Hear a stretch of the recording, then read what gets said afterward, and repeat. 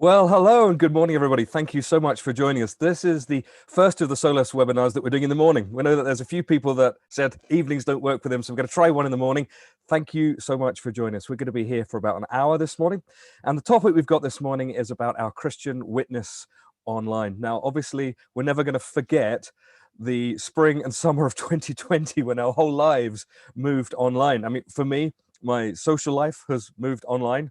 My work life has moved online, but I think strangest of all, Christian community and church has moved online. And the question really is this morning, are we making the very best of the opportunities that this unique situation gives us this spring? How can we make the very, very best of it? Now, joining us as ever this morning, we've got Gareth Black, who's zooming in with us across the Irish Sea, and Andy Bannister, who's joining us from Bonnie Dundee. Now, both of them are experienced Christian communicators, both in person, in print, and online, and their Christian communication has moved almost exclusively online over the last couple of months. And not only have they been thinking about how they do that best, but working with other people and observing what really, really works. And so they're going to give us some thoughts around those issues this morning. But of course, we'd love you to be involved in the conversation this morning as well. And as ever, we're going to use the Pigeonhole system for that. So if you'd like to submit any questions, and we would love your questions, which will steer us through the second half of this hour this morning, go across to pigeonhole.at. That website there is a great little tool for putting questions in. If you go to pigeonhole.at and type the code SOLAS for June, that will bring you through to the question and answer panel for this morning's webinar. And then we'll be able to see all your questions. Don't put them into the format that you're watching on. If you're on Facebook or Twitter, we won't see them. And more importantly, you won't be able to see each other's questions. So put your questions that will guide the second half of our conversation into pigeonhole.at and fire the code SOLAS for June into there. And any questions you have, put them in there and we'll work through them. Of course, if you see a question in there that you think is a really good question, you don't need to repeat it, vote for it, and then that will kind of move up the rankings. And I will put the questions to Andy and Gareth later on, and we'll really focus on those ones that have got the most votes. So vote for questions, put them up the list, put your own questions in there too. We will repeat that website address and code later on if you missed it now. But have a listen to some of the things that Andy and Gareth are going to start us off with, and then fire your questions in and be involved in the second half of our conversation. Going to start with you though, Andy. What do you think in this online context? What are the challenges and opportunities that the Christian community is facing at the moment? Well, hello everyone, and thanks for that question. Thanks for that question, Gavin. I think let me address it two ways. I think there's a challenge and an opportunity. I think obviously the biggest challenge I think for us is, of course, so much of what we do as Christians and as churches when it comes to evangelism is designed around being together. Maybe our evangelism strategy has been hospitality with our neighbors, or maybe for a church, we've been running a Christianity Explorer Alpha course and people have been coming together in the church or a coffee shop. And of course, with lockdown and COVID-19, all of that is gone. And I think a lot of churches have scrambled to kind of figure out how to move stuff online. And I think a lot of Christians are just sort of still reeling, really thinking, well, what do I do when so much of what I was doing was incarnational and face-to-face? So I think that's a very obvious challenge. And as part of that, one of the responses is perhaps sometimes we've got too caught up in technology and we've perhaps busied ourselves far too much working out how to host a Zoom call than actually in terms of what we're actually engaging with. So that's the challenge. The opportunity, of course, as we've talked about on previous webinars, is I think there's a terrific spiritual openness right now. I think more people are asking spiritual questions than perhaps ever before. And more people are tuning into church and Christian activities than ever before. That's been reported in a number of ways. Lots of churches are seeing great engagement. Certainly at SOLAS, we've seen great engagement on our online content. Other ministries have too. So I think there's a hunger. There's people wanting to connect. And of course, if you're a non-Christian wanting to check out the faith, it's easier in one sense to watch a live stream anonymously than perhaps creep in the back of a church and have people sort of bounce on you. So there's a tremendous opportunity in terms of reaching people, but also some challenges at the same time. Good stuff. How are you over there in Ireland, Gareth? You doing okay? I'm doing fine, thank you. It's a little more dull here today than it was on Friday night, but it's still good. Very good. What I want to ask you then to kick off with is, In terms of the church's program moving online, obviously churches are wrestling with keeping their program going, their teaching going, their services going, looking after people practically, fellowship. Is evangelism, that sharing the gospel of Jesus with people that don't yet believe, is that slipping off the church's agenda? And if so, what can we do to make sure that that is kept kind of on the agenda? Yeah, it's a great question, and certainly something that I think we'll explore through.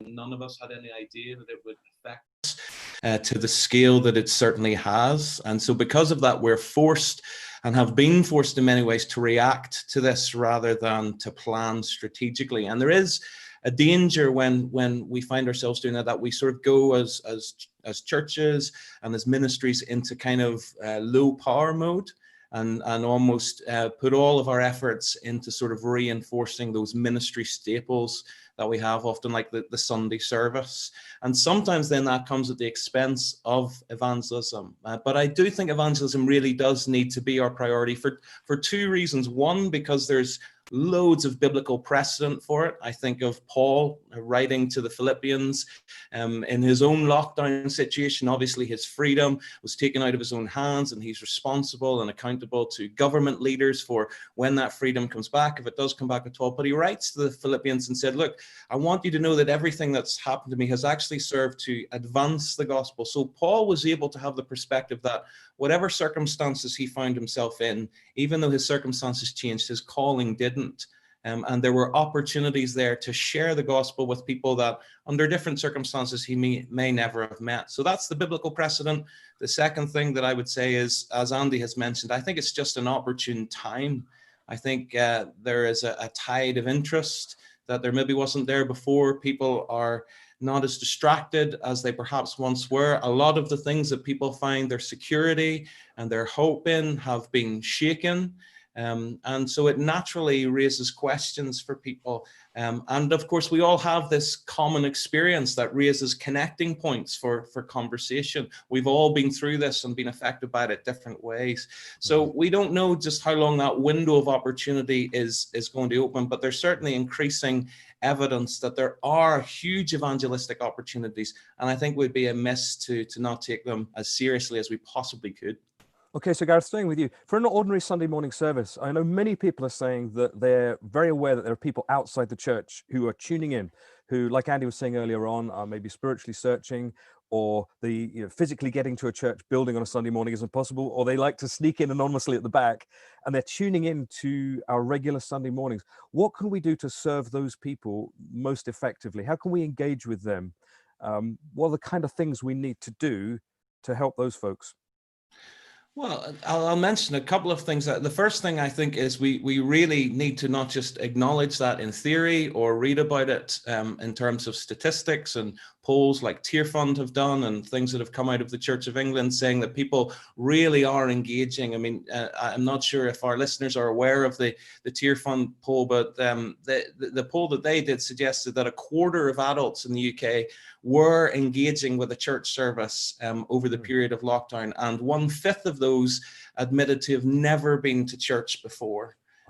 So, I mean, that's hugely significant, and increasingly so. The biggest demographic of those tuning in were actually young adults aged 18 to 34. So there's increasing empirical evidence as well as anecdotal evidence that people are engaging, and I think we just need to keep that on the table when we're considering what we are sharing, what we are preaching, how we are communicating in these days. And of course, there's plenty of other things as well, but I'd say that as a start. Okay. Andy, now in terms of focusing on the folks that aren't Christians and sort of being conscious about their needs, obviously when we talk about a Sunday morning service, the immediate things you think of are things like length of, screen and speaking to the screen and use of Christian jargon. Could you maybe draw in something for us about anticipating people's questions and anticipating the objections that our culture will throw up so that we can help people, because we know that our culture will generate huge numbers of objections to the biblical text that we'll be preaching. So can you help us with some of those ideas, please? Yeah, thanks for that. And, one of my big influences across the years has been Tim Keller, probably kind of known to certainly many Christian leaders watching this and others. And I remember, reading an interview with him some while ago when he was kind of unpacking his method. And one thing he talks about that I think can be tremendously helpful for those watching who are pastors and preachers and teachers is to be always having in your mind that there are two types of people listening. I think firstly, Gavin, obviously, of course, there are Christians that, listening to an online sermon, all that kind of content. So, build them up, equip them, give them great sort of insight into the scriptures and so on and so forth, all those things. But also be aware that there may be people watching who are on various stages, actually, of exploring Christian faith. Maybe you've got outright skeptics watching who stumbled across your church video feed. Maybe you've got people who are seeking or searching. Maybe you've got people who haven't been to church in years and are really hanging on to Christian faith by their fingernails, and have all of those audiences in mind. And I think one way you can have some of our friends who are not yet Christians, who are skeptics or seekers or doubters or so forth, is, as you say, anticipate the objections. As you preach through a passage as a pastor, be thinking, okay, if I was not a Christian, what would be my question here? So a good example would be perhaps you're preaching through the Gospels, and you're talking about one of the many miracle stories of Jesus. Well, of course, to our non-Christian friends, miracles may seem quite improbable. We live in a culture that tells us that science can answer every question and the miraculous is not possible. So rather than just skate over that, why don't you find a way of weaving into the sermon something where you actually directly address the question, where you say, many of us have been raised in an age where we're told that miracles aren't possible. And here are some thoughts on that. And there are lots of great resources you can draw upon. Tim himself has got some wonderful books out there aimed at pastors, particularly in this. Or at SOLAS, you could go to our short answer video series on our website, where we tackle a lot of these. Either play one or just crib what we've done. We don't mind people using that material and address the question. And I think it's a great goal to have, that when someone who is not a Christian gets the end of your message that you've preached or shared on your church live stream, their questions are being addressed, or, as you say, even better, anticipated. If even before they've asked the question, as a pastor, you've said, well, maybe you might be asking yourself this question, and address it. And the other one final thought on that's really helpful in doing that, Gavin, is that then Christians watching learn, okay, that's how I'd address that question. And so when they perhaps talk about what they've heard in church on Sunday, and their friend, their neighbor, their colleague says, yeah, hang on, what about? It's really powerful if you can say, well, it's funny you asked that question. Actually, later in his message, my pastor actually addressed that, and here's what they said. That's good. You also took us from the direction of churches towards individual Christians. Can I throw that kind of back towards you then, Gareth? Because there'll be several folks watching this that aren't responsible for a church online program, but I'm guessing everybody who's watching this is engaged with social media. They're on an online webinar. So what can Christian folks that maybe aren't responsible for a church online presence do to be effective in their kind of Christian witness online across the different platforms? Yeah, thanks, Gavin. The first thing that I would say in response to that would be to try and be present on social media in a way that doesn't make it a massive gear change when you come to share something for the purposes of evangelism. I think we're all naturally evangelists when it comes to social media. And of course, social media is by definition a platform for broadcasting ourselves. And so we broadcast about our runs, we broadcast about our food, we broadcast about our children, our music, our pets, our holidays, and we never consider it to be evangelism, but that's exactly what it is. We're going public about things that deeply matter to us and that we consider good news. And for some reason, when it comes to Christian evangelism, we naturally then assume that it's a massive paradigm shift. And I don't think that it necessarily is. So I think we need to be on social media in a way that, yes, we're evangelistic, we're taking those opportunities, we're sharing good material, but in a much more holistic way, that is part of a wider experience and presence on social media where we're engaging positively, we're liking things that other people put up, provided we actually do like it, that we're engaging with stuff that maybe we don't find necessarily interesting in and of themselves, but they're but the people that we're trying to connect with and the people that we're friends with do find interesting. So there's all kinds of opportunities for that. Share about sport, share stuff that's funny, engage in community initiatives and various groups, and be a positive force.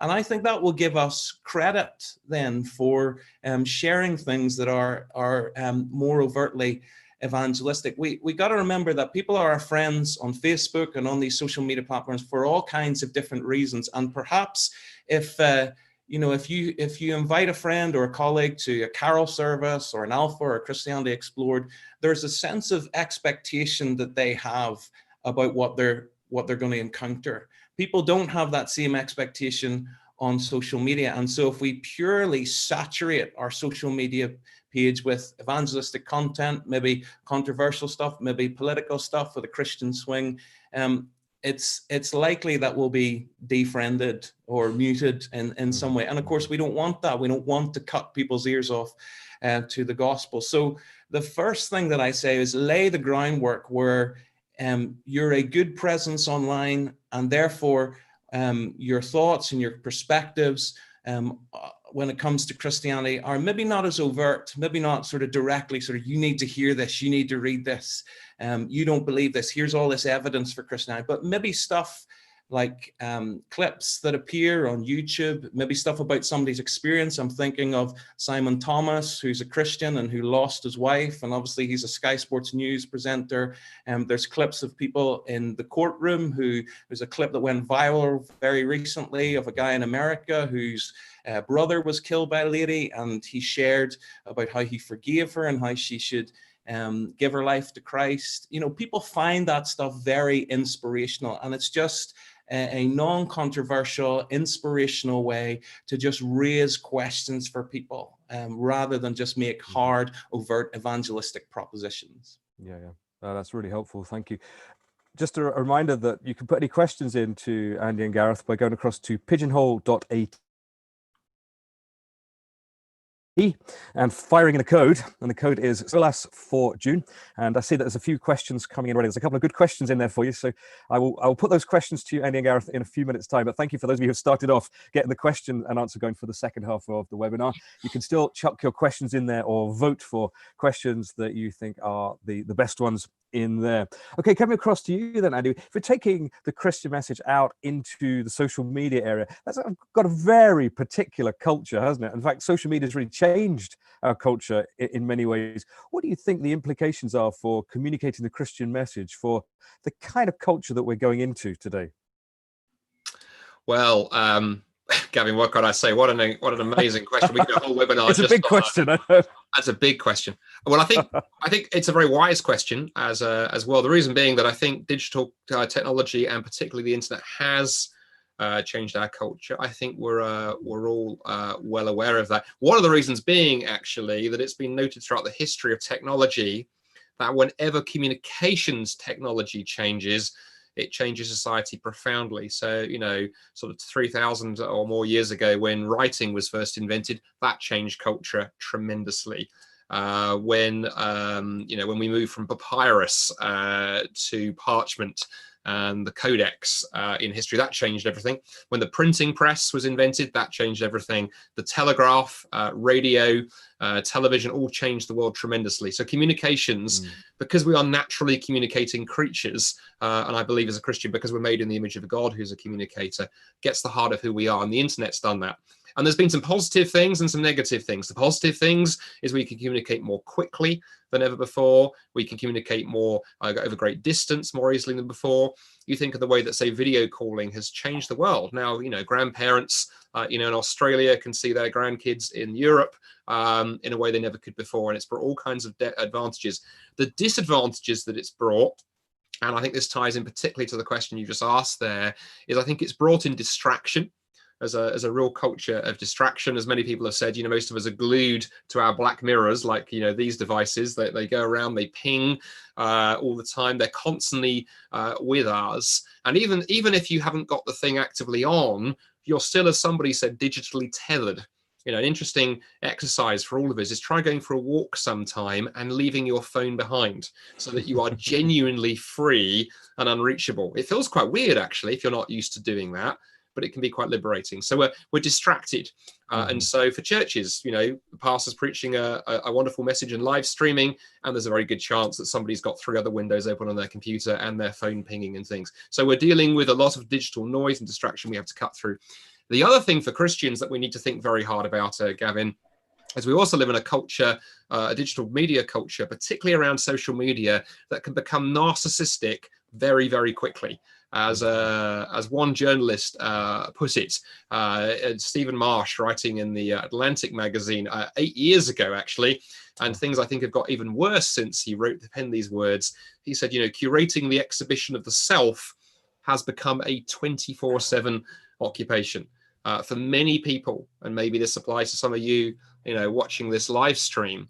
We can spend our days thinking about what are we tweeting, what's going on Instagram, how are we looking, how are we making sure that everyone knows that we're alive and busy and living wonderful lives. And suddenly, if we're not careful, we realize it becomes all about us. And for Christians, I think on social media, that's a challenge, because even if we're aware of this and we're careful of the temptations of pride and narcissism, at the same time, we want to, be promoting perhaps gospel stuff and the message of Jesus that we believe in. But the back of our mind should always be, where's the spotlight going? Somebody who does a lot of stuff on social media, I tell you, that's a constant struggle and a constant prayer. You log into Instagram and you get excited because 1,000 people have liked something you posted. And then I find myself asking, okay, do I need to be honest with myself, Andy? Am I excited because they've engaged with a really powerful C.S. Lewis quote about the gospel? Am I excited because, I've got 1,000 likes and 10 new followers? And that's a challenge. And I think just being aware of that is the first step. So yeah, distraction and busyness and digital noise, that narcissistic tendency, but at the same time, the incredible ability to reach and connect with people more easily. And we need to hold those two things together. That's the difference between your social media profile and mine. You see, you get excited with 1,000 likes on Instagram. I get excited with about 10 to 15. So it's a different. I bribe people. I just bribe people. I'm almost bankrupt. One of the things I've been thinking about is the way that for years and years, particularly the tabloid press, have loved a scandal around a church. The vicar leaves his wife and runs off with the organist, and the media just love that kind of stuff. But in this kind of digital social media age, we're all in the media. And so we are all, I guess, under the temptation of discrediting the gospel publicly. What kind of ways do you think Christians can discredit the gospel and be a bad witness online? What are kind of some of the things that we need to sort of think about avoiding now that we are all in our self kind of propagating media spotlight? Was that a question for me? Sorry, Gavin. Yeah. Stay with you. Yeah, no, that's a great, another really good, a really good question there. And there's a couple of things I'd say. I mean, firstly, you're absolutely right. We're, we can all be judge and jury. And I think I mentioned this on a webinar another night, actually, maybe the one last week, actually, where I said that, you look at the Dominic Cummings affair last week, and we don't need to go into the rights and wrongs of that. That whole battle, that whole argument played its way up publicly. But it was very interesting watching how quickly people could leap in and put the boot in. And, I observed a few Christians. I found myself thinking, look, even if you think the guy was completely in the wrong, and that's a perfectly valid position, and I think there's good evidence for that, where does forgiveness come in? Where does realizing that, hey, I too have sinned in all kinds of ways. I've just been lucky the press haven't caught me. And I remember one friend who was like putting the boot in on that, and I remember saying to them, well, hang on, I thought just the other week you drove an hour and a half north to visit a family member yourself. Isn't that technically the same thing? So I think we need to be careful about not piling with the mob. Is the first thing. And Christian mobs exist. It happens. The other thing I think we need to think very, very hard about, Gavin, is there's something about sometimes in the Christian community, there's something about we love to be drawn to conspiracy theories. There's been work done on this, actually, showing that Christians are slightly more prone than the background population to sort of share conspiratorial stuff on social media. I think because we're used to being the outsider, there's something about a conspiracy theory that feels nice. It feels that, you know some secret truth that others don't. And of course, built into the gospel is that you have discovered this amazing, truth of who Jesus is. And obviously we're compelled to share that with others, but you still have that tendency then to go, oh, I like being part of sort of, bigger truths that others have not yet uncovered. And so I saw a really good example the other day that a friend sent to me of another friend where they'd screenshotted what their friend had done. And their friend's Facebook feed had literally, I think it was a conspiracy theory about 5G telephone masts and COVID-19, another conspiracy theory about sort of, Bill Gates and vaccines. And then underneath that was evidence for the resurrection. And my friend sent this to me saying, what do non-Christians think about this? Because you've got, sort of, crazy, and here's something that we believe passionately. And I think the answer is, if I was a non-Christian, I'd look at that and go, oh, okay, so what you're telling me is that the evidence for the resurrection is the same as evidence for these other conspiracy theories. Yeah. And that becomes a problem. And Augustine, that great, church father, 1700 years ago, I shall paraphrase, said words to the effect of, if your non-Christian friend hears you talking nonsense about something that he or she knows about, science or politics or whatever, why would they then trust you when you start talking about things that they don't know about, namely the gospel? Mm-hmm. And so we just need to be very careful. And there was something I think Gareth said earlier about, looking at our whole online presence. We don't need to be everything that we're doing is gospel this, Jesus the other, Bible quotes and so forth. We can behave just in a well-rounded way on social media. But just remember that people will look at your other social media stuff and judge the gospel stuff. This is just 1 Peter 3:16. The way that we engage the world, do it with gentleness and compassion and generosity and kindness, all the fruits of the Spirit from Galatians 5:2. And that sheds good light then upon the gospel stuff. Don't let your other social media stuff put people off the gospel. Okay, so Gareth, I could bring you in on that then. Andy's thrown up some of the things which we kind of shouldn't do online, and so like mob behavior and sort of weird posts and that kind of stuff. What are some of the things that we should be doing online? How can we model a Christian alternative to some of the toxic online culture, and what could that look like? Well, I think initially we need to think carefully about our tone. And again, not have this major separation between how we would conduct ourselves in a normal in-person conversation versus how we conduct ourselves online. I think that's one of the big problems with social media, that there's something about the fact that I'm not seeing you and we're not face-to-face in person that can really affect and distort what I say and also how I say it.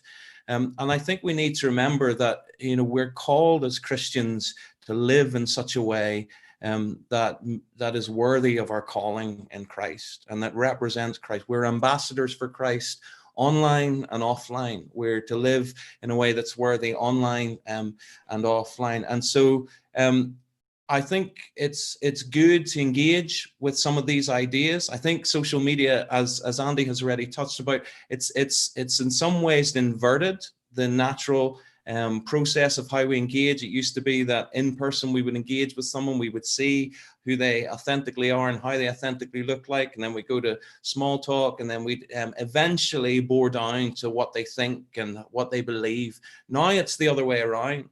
We actually we encounter people firstly through their ideas and through their values and through their worldview, and actually that can often be disconnected from the person. And one of the things that we may never see online is what a person authentically looks like and who they are in terms of their personality beyond those values. So I think we need to remember, as much as we do this in person, we also need to do it online, is that behind every question, behind every comment, behind every post on social media is a person with experience and a person with a history, and a person with a life that has precipitated those particular questions and perspectives. And we don't want to miss the person. We need to remember that Christianity is not just a set of ideas to intellectually assent to, it's a life. And as Andy has mentioned about the fruit of the Spirit, we've been given a spirit not of fear, but of power and love and of self-control. And sometimes the Holy Spirit needs to control ourselves and our own enthusiasm. So I think things like patience which is not in large quantities on social media and how we reply.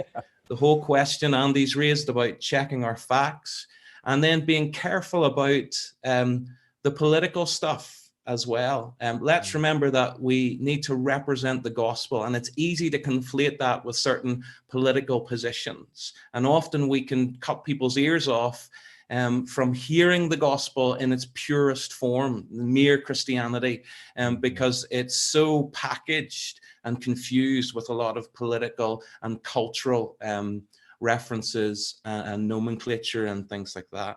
And finally, then just ask questions more than make propositions. They're not confrontational, they invite a response. And if we can respond in a Christian tone and produce light rather than hate, and also just remember that apologetics is about defending the gospel. It's not about defending our wounded pride if somebody hits back at us, and it's not about getting defensive about the gospel. If we can bring all those things to play and just be, again, a good holistic presence on social media, I think then it will open a door and give us credit to share the gospel as appropriate. Brilliant. So could we sort of land the end of this section then with a kind of some practical things? Gareth, can I stay with you and just ask you then, if you were in charge of your church's online presence, what would maybe be 2 or 3 practical things that you would do to make sure that the needs of those who aren't yet Christians are taken into account in what you do?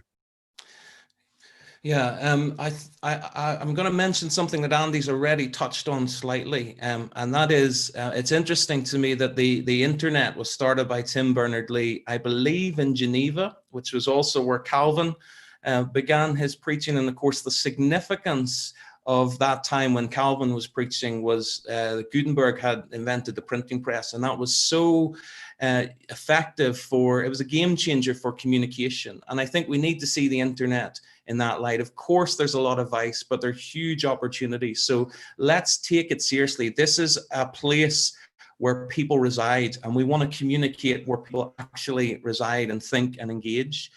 And the second thing that I would say is put the evangelism factor on your table and keep it there. So if you're a ministry team and you're thinking through, the ministry schedule for the next 6 weeks or 2 months or whatever, put the evangelism factor on there and keep it there and keep factoring it into everything that you're doing, and then review what you've done in light of evangelistic factors. Okay. And the third thing, just finally then, what I would say is consult people who are more experienced than yourself. We understand that this is a difficult time for pastors and for leaders learning to speak to an unresponsive lens. Friday being the new Sunday for getting sermons and things like that ready. It's difficult, and it's hard then to sort of, and we can almost feel a bit guilty that we haven't factored in this evangelistic factor. But I think if that's the case and we're maybe struggling, then talk to people who are more experienced about it. Use resources and ask people for their help, and try and tell them a little bit more about your context. And of course, that's our bread and butter at Solus, and we'd love to help anyone that we can. Consultation is one of the things that we do, and we've also loads of resources that churches can use during this time. Brilliant. And Andy, same question to you, but not for churches, but for individuals. If individual people want to represent the gospel of Christ better online, just a couple of practicals, where's a good place to start? Yeah, thanks again for that. Just actually to pick up on something Gareth said, and then to answer your question, Gavin. Gavin, you and I were talking with, I forget which church leader the other day, gave us a really good example of something they were doing in their church. And I love sharing examples of good practice. And they were talking about the fact they'd gone through their week and were color coding everything they did. Do you remember this conversation? Yeah, I do. And so, what's going into the Sunday morning service and encouraging Christians, and what's evangelism? And they keep a very careful track on the colors. And that can be helpful because it can keep you focused. Otherwise, that Sunday morning service with all of the technologies, all the efforts that it makes to make a Zoom service look good, suddenly you discover that all of your energy is getting sucked into the church service. Yeah. But for individuals, I would say, let me just give three things. I'm a real Baptist in my background. Three things, just not all beginning with the same letter. The first is to begin being more proactive. If you're not already, on your social media feed, on your Facebook page or wherever, dripping in some Christian stuff, just begin doing that gently. And Gareth gave some good examples. When you see really inspirational things, just share them, not with a kind of gotcha, atheist kind of header, just to kind of, hey, I saw this story on BBC or wherever. Just really encourage me, and just drip that in and see what comments you get, and then engage with the comments. When friends like it or say something about it, engage. If people are hostile, don't get hostile back. Just say, oh, I'm sorry, you felt that way. Why did you? Or if someone says, oh, I like this too, why did you? Start conversations going, because conversations are the bread and butter of the gospel. Mm-hmm. Secondly, make use of the resources that we've put together at SOLAS. We love helping other people in this, and I think the evangelism tool that has really come into its own in the last few months under lockdown has, of course, I've mentioned this before, been our short answer kind of videos. These, I tell you, they are such a great evangelistic starter. We hadn't really thought about them being used this way, but we've had so many stories of people just literally sticking them up on their Facebook wall or tweeting them out. You don't need to write any commentary, just share them with somebody, and they all start conversations. And equally, if you're in a conversation with somebody and they ask a question you can't answer, there is probably a good chance we've covered it. And these are free, completely free. Please use them, distribute them. You don't need to ask us. And then the third thing I would say to put in there as well is similar to what Gareth said for church leaders, be looking for good kind of resources that you can use. One of the things that I like, just because the way I'm wired and the background here gives you a clue, I love books. So I love in conversations with people online, finding ways to say, look, a really good book that I'd recommend on that is this. Or if I've read a really good book, I read a brilliant book last night by an Australian friend of mine on Jesus and Islam and engaging our Muslim friends. It's brilliant. So I thought, you know what? Just go to social media. It was 11 o'clock at night, took a photo, tweeted it out. And not merely have I blessed another Christian who's written it, lots of people are now sharing it and talking about it. So when you come across something good, share it with your friends. And again, and all of this, we are looking to start conversations and realizing that some of those conversations you might not be able to finish until after lockdown, but get them going now and use social media as a marketplace, as a place to have conversations and see how the Lord uses those. Excellent. Thank you for that. Now, the question and answer board has lit up. I don't know what you said in the last couple of minutes, guys, but the questions have started to really pile in. So we need to get to those quite quickly now. But before we do, while I go across to Pigeonhole and have a look through the questions and get that organized, Andy, could you just tell us a little bit about SOLAS and who's organized this webinar, and maybe a few of the other things that SOLAS does in normal life and under lockdown? While you do that, I will get the Q&A ready and we'll go with everybody's questions in a minute. Brilliant. Or two. Yeah, happy to. Thanks for that. Thanks for that, Gavin. So for those of you who are new to us and what we do, so SOLAS, or the SOLAS Centre for Public Christianity, to give it its full title, we are a Christian organisation based in Scotland, but covering increasingly the whole of the country. Gareth is based in Belfast, and we specialise really in two things.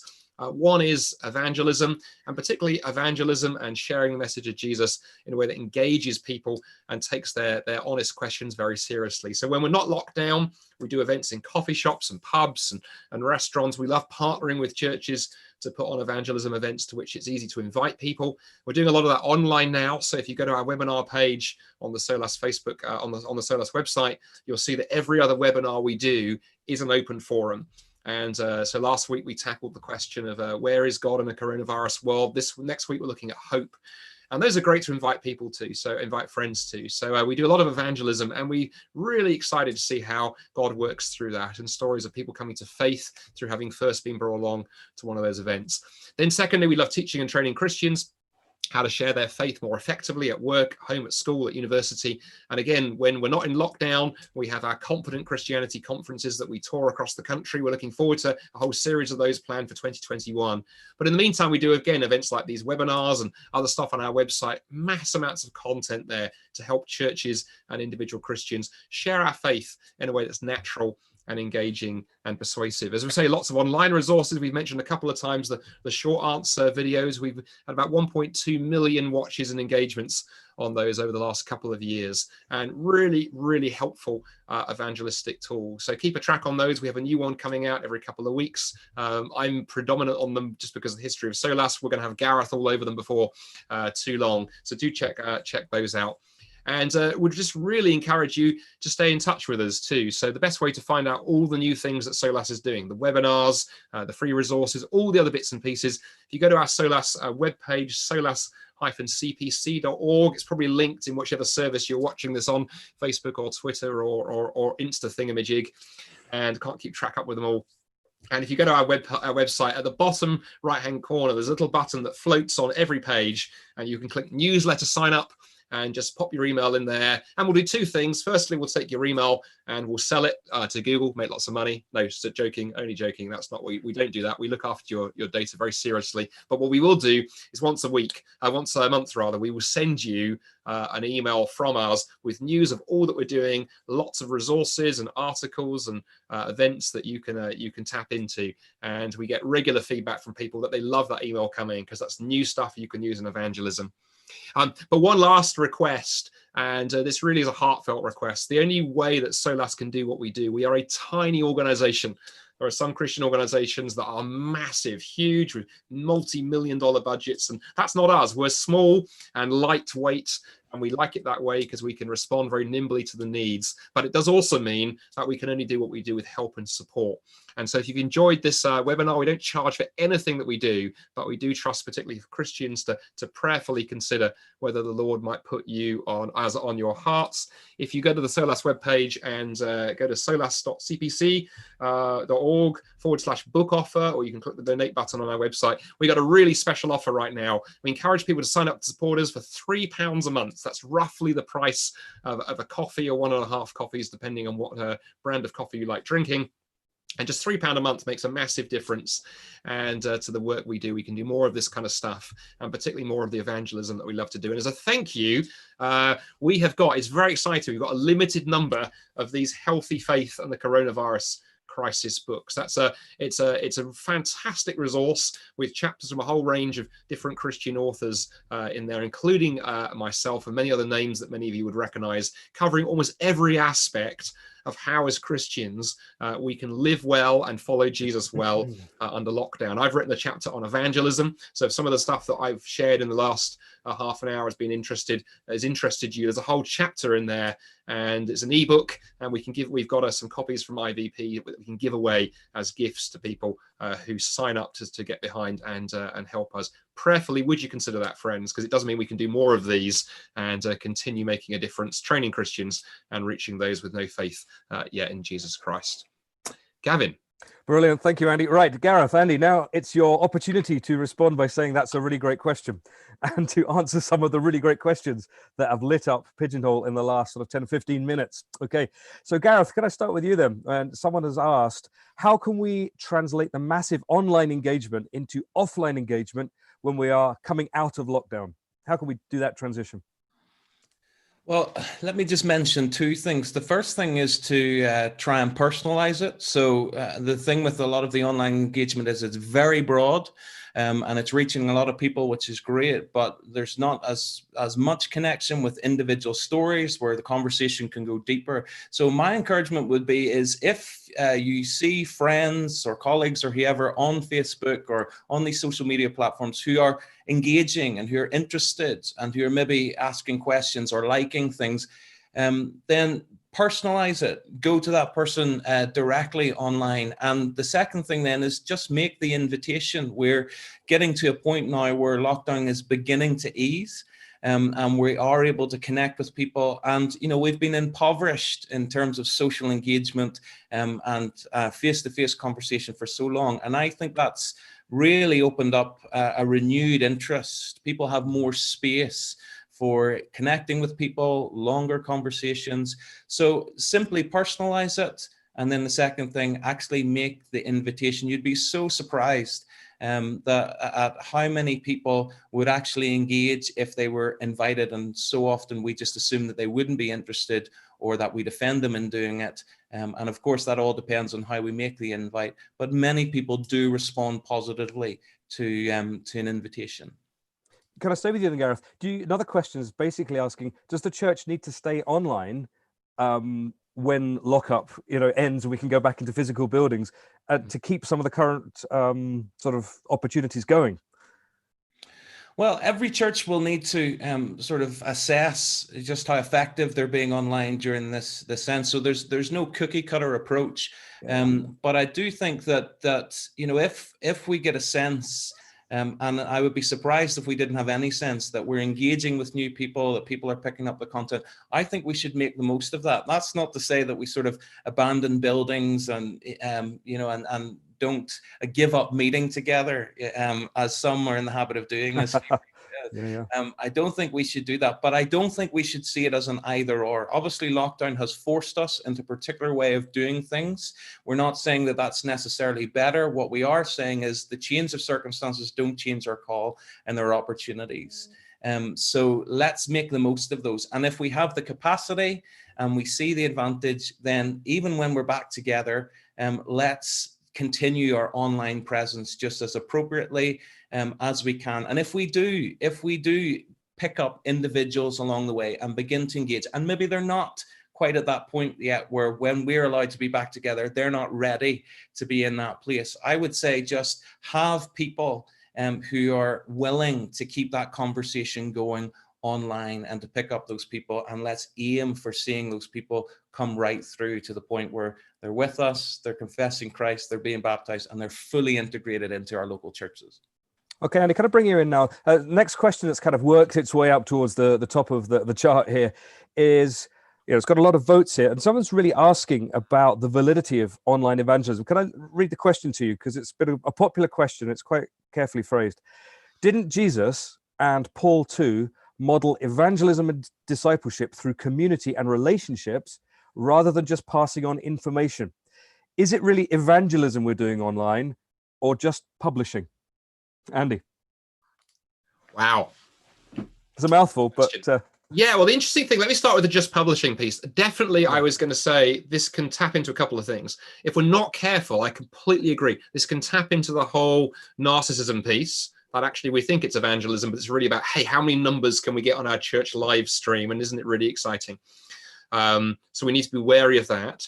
The other thing we need to be wary of, and I think that lies behind the question, is if we're not careful, we can, particularly as evangelicals, Christians, we are tempted towards the idea that, being a Christian is just about head knowledge. It's all about having the right theology, having the right ideas. And of course, if that's what you think the gospel is and Christianity is, then it's very easy. Live stream is fantastic. Here's the information. All I have to do is download it to you, whether you're a Christian in the pew or someone I'm evangelizing, and the job is done. And for those of us who love apologetics, sometimes even offline, we can behave like that. Hey, you haven't got a faith in Christ. Let me download my arguments to you.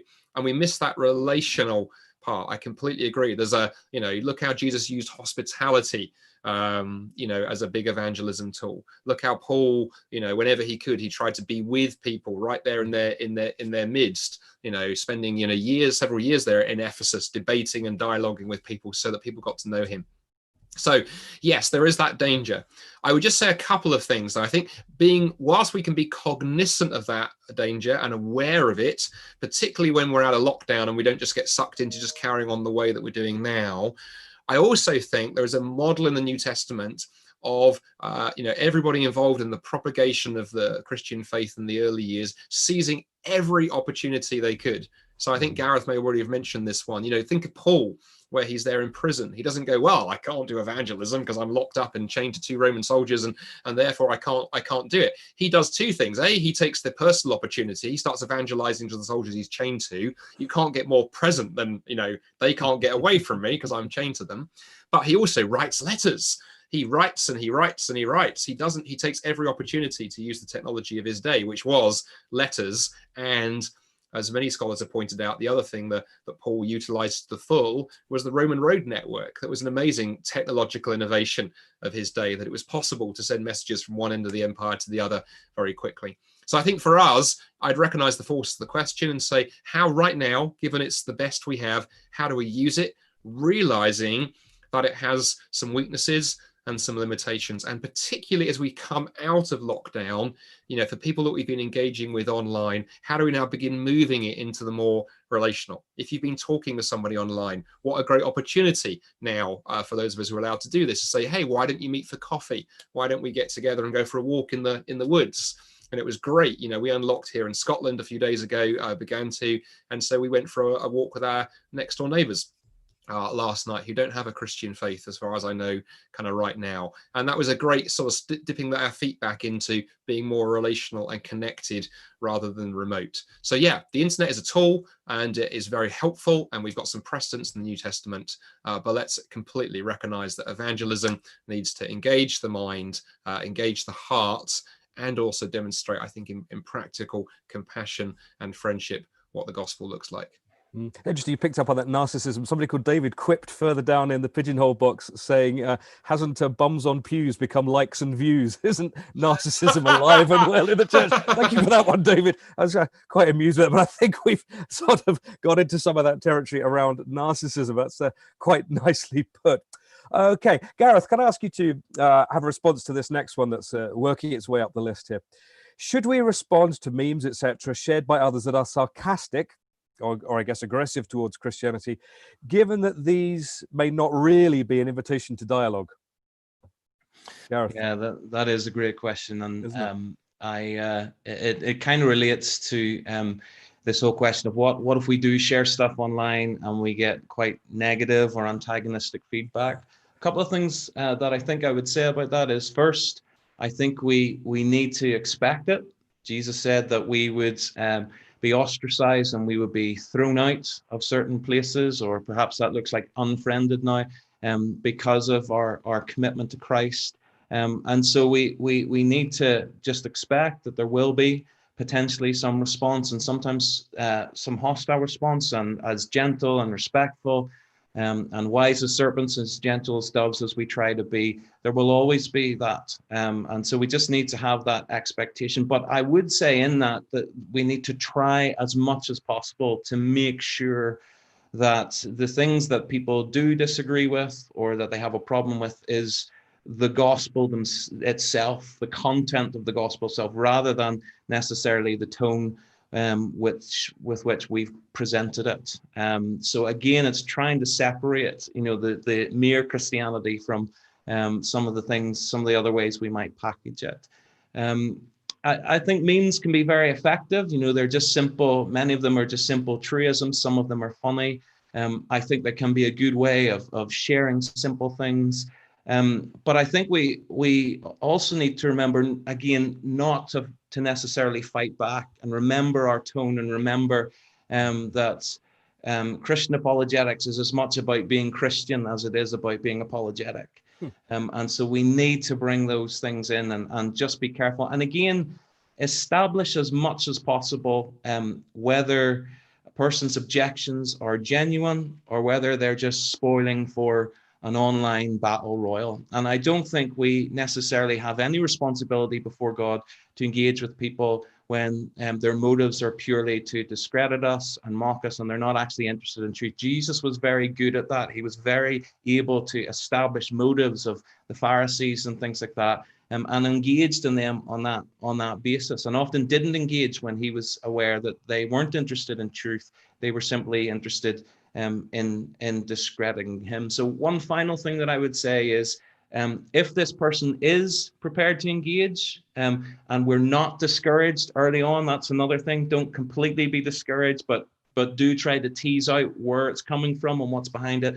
Then try to get the conversation offline and away from a public forum as quickly as possible, so that you're engaging with the person, and so that everybody else in that public forum is not seeing this, ideological jousting that's going on. I think engage with the person as much as possible. Excellent.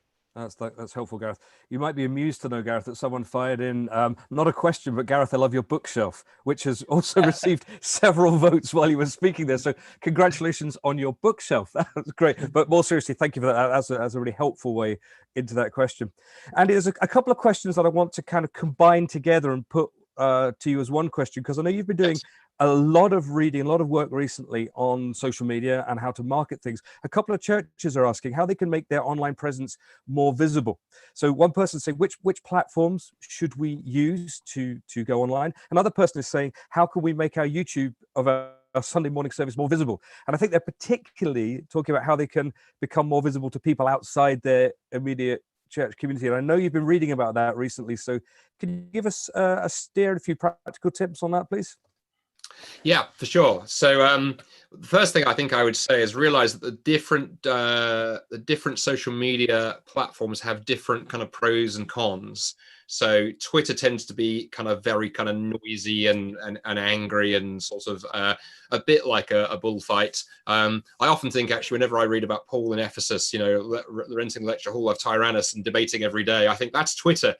So that might not be the best place you want to focus your energy. Instagram is really kind of good for sort of, you know, kind of visual stuff. If you've got people in your church who are visually wired and the ability to sort of be kind of graphical and snazzy in what they do, that's worth thinking about. I think the best platforms for churches, though, to use for communicating for most churches are going to be YouTube and are going to be Facebook. And of the two of them, if you're a church with a limited resource and limited expertise, I'd start with Facebook. The reason I would say I would start with Facebook is you can do an awful lot with it for almost no money. It's possible to create a relatively nice church Facebook page. You can invite and encourage church members and people who come to your church to like that page and then be following it and sharing the content with friends. Which brings me to my second point. The best way to be promoting what your church does online and drawing people in is the same way we would actually offline, which is encouraging in making it easy for people who attend the church to get their friends engaged. And so even if it's a very simple church Facebook page, make sure the content is fresh, make sure there's something there for Christians as well as for non-Christians. That point I made about sermons earlier, you know, think to yourself, okay, how would everything on my church Facebook page, how would someone who's not a Christian and not part of my church community, how would they view that?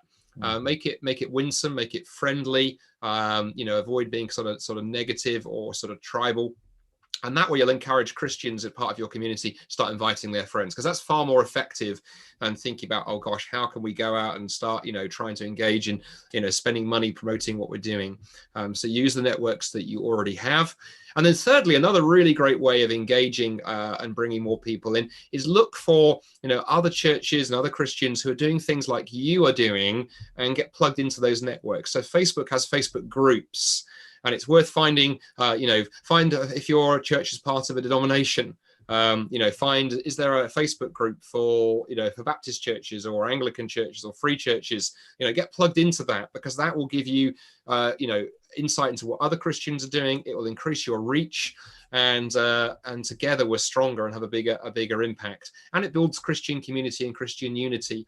And there's a very powerful, I think, evangelism aspect to people looking in, seeing that Christians are not online competing for views. We're not out there trying to beat the church down the road, but we're helping one another.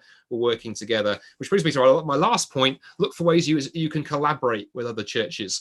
You know, maybe you haven't got the resources to do a really good church live stream, but maybe there are two other churches in your community who are the same size as you and your friends and have worked together in the past. What about collaborating? What about saying, why don't together we come together and put on a really good Sunday morning church live stream? Take it in turns for the pastors from the different churches to preach. You know, get laity involved who know what they're doing to help you do that really, really well. I sometimes look at some church live streams and I think, gosh, that looks a little bit, you know, not as tight as it could be. And then you look and see two churches down the road are equally doing stuff for where they're struggling. And I think, gosh, if they just work together, you could produce something much, much bigger. This is a real time for church unity and standing together and encouraging one another. So I hope some of those ideas help. Yeah, that's great. Thank you. So, Gareth, we're kind of running towards the end of our time slot, but I think we've got time for another couple if we kind of keep it moving. Someone's commented here saying, are we too focused on online church? What about people that aren't online? What about the elderly or the poor at the margins? What's your response to that, Gareth? My immediate response would be to say we can be, and certainly proportionally we have been during this time, but I don't think it's necessarily an issue of principle, simply an issue of what the situation that we find ourselves in, necessity of circumstance. So again, I think social media and being online is a great servant, but it's a terrible master. So let's use it as much as we can, but not pick up the idea that it's somehow mutually exclusive from everything else. There are plenty of people who aren't on social media. There are plenty of people, as the questioner has asked, that have other needs. And I think it's not a case of either or. And one of the things that I'm really grateful for in my own church is, as much as we have an online presence and we're blessed with a great media team and we're able to put a lot of good online content out, we've also created teams where we can serve those who can't get online and resource them, both in terms of Christian content and evangelistic content, but also in terms of those practical needs. So again, it's this whole sense of a holistic Christian approach to where we find ourselves. It's not an either or, it's both and. Yeah. Absolutely. Andy, last thing here, and then we're kind of going to be pretty much out of time. Someone has asked, do Christian memes have any place in our online Christian presence? Andy? Christian memes. Oh dear. Let me say both a yes and a no. I think we talked earlier about skeptical memes. Let's not just reverse that on the other side. There are some one or two kind of snarky Christian memes I've seen doing the rounds. And I think we should avoid those. In fact, somebody said a really good grid you can go through before you post anything online is to ask yourself the question, like, is it true? Is it helpful? Does it magnify the gospel? Does it, if the answer to any of those is no, then don't do it as you work down that on that grid. Where Christian memes can be helpful, and actually you'll see if folks go to the SOLAS Facebook page or my Instagram, for example, you'll see I play around with things a little bit. One thing I found quite helpful is taking a really good quote. So today I put a C.S. Lewis kind of quote up on the SOLAS Facebook page. It's thought-provoking. It's not snarky. I hope people would look at it and go, oh, that's interesting. And it took me, I confess, all of 2 minutes to throw together. I am not a graphic designer. I was just able to find a picture that went behind it, stick the quote on there, stick it up. And I find that's really interesting because I'll get engagement there. Sometimes I'll get people say, well, that's interesting, or people might disagree, and then you're off, like we've talked about. You can say, well, that's interesting. Why do you disagree? So I think there can be a place for them, but in all of it, they asking the question, am I doing this because I want to get traffic? And as somebody, as that comedian on our Pigeonhole said, have we just replaced pews for likes? Ask yourself that, or am I posting this because I think that there is a chance, by God's grace, that this might draw some people to think about Christian faith, and also for Christians to be edified and to be asking yourself the question: does this glorify Jesus and lift him up? Or is it about making me look clever and sophisticated and edgy and whatever? And if it's the latter, maybe just think twice. There's a lot of digital noise out there. We don't need to contribute to it. But I do think God can work through memes because God has created all art forms. And I think it's exciting when Christians embrace the arts. And there are some brilliant Christian communicators out there doing this stuff really, really well. And if the Lord has wired you that way, do it. Or if you've seen something and you pray about it, you think that's great. That does the job perfectly. Share it and pass other people's stuff on. Yep, that's great. And it also covers one of the questions we didn't get to, which was about should churches try and create all their new content or just sort of signpost online to good stuff that's already out there. But I think we kind of bounced through that question talking about, local partnerships and pointing to what's good and all those things. So sorry we didn't get a chance to address that question in full. That would have been a good question to move into. Thank you for everybody that has sent in questions, really thought-provoking Q&A, some really good stuff in there. We really do appreciate it when you don't just sit back and listen, but get into the Q&A and steer it through with us. It adds so much to doing something like this when we know that the flow of the conversation has got you involved as well. We really enjoy that a huge amount.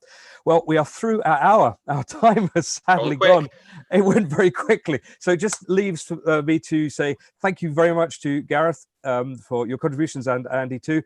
The other question that somebody put into Pigeonhole was, how can we find out more about SOLAS and what you do and how we can help churches like yours? But we didn't know your name and we don't know what church you are. So if that was you, could you bounce across to our webpage, which is www.solacchurch.org. www.solas, solas-cpc.org. And in there, you'll find an About section, which tells you loads about all the different things we do. But there's also a contact or connect button. If you press on that, send us an email and we'll be able to chat to you in detail about what your church is like and how we might be able to plug in and serve you. And we are really looking forward to when we can unlock and get back out and see people face to face and work with churches. If you'd like the newsletter that's coming up on the screen there, please have a look at that, and then you'll get a monthly update telling you about some of the things we're up to and also how you can work with us and pray for us too. We would really, really appreciate that. So thank you for joining us. Thank you, Andy. Thank you, Gareth. Thanks for joining us, and we'll see you again in, I think it's 10 days time, isn't it, Andy, for the next one? 10 days to the next one. It's all the information there on the SOLAS website. If you do solas-cpc.org/webinars, then all the future ones of these webinars will be up there for you. So thanks again for joining us, and goodbye. See ya. Have a great day, everybody.